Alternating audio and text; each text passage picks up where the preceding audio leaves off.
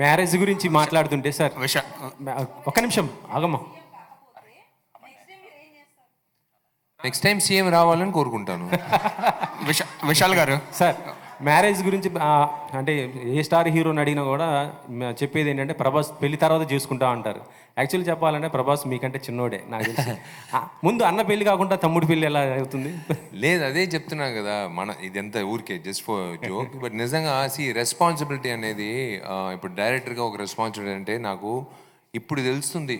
19 సంవత్సరాల్లో 34 సినిమాలు, 34 డైరెక్టర్లు వచ్చి ఎంత కష్టపడారు ఒక సినిమా తీయడం. నేను ఇప్పుడు చూస్తున్నాను ప్రతి డిపార్ట్మెంట్. ఒక చిన్న ఆర్టిస్ట్ ఆడిషనింగ్ ఒక పక్కన, ఒక డైలాగ్, నేను నిద్రపోయేదే తక్కువ దాంట్లో ఇప్పుడు ఆలోచనలు పక్కనే వచ్చి వాయిస్ రికార్డరు.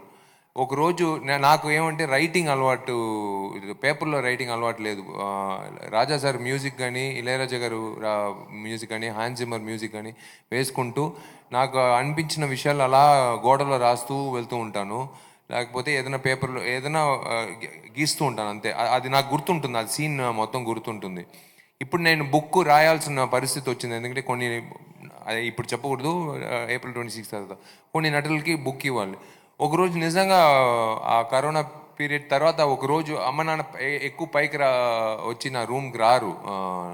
సడన్గా ఒకరోజు అమ్మ నాన్న వచ్చారు. ఈడేంది 4 రోజుల నుంచి తిండి లేకుండా పైన పంపించమని చెప్తున్నాడు, పోయి ఏం చేస్తున్నాడని చూద్దామని చెప్పి డోర్ ఓపెన్ చేసి చూస్తే మొత్తం గోడంతా వచ్చి సీన్ నెంబర్ 60 అమ్మాయిని కిడ్నాప్ చేశారు అంటే చూసి భయపడిపోయారు. వీడు మెంటల్ అయిపోయాడని.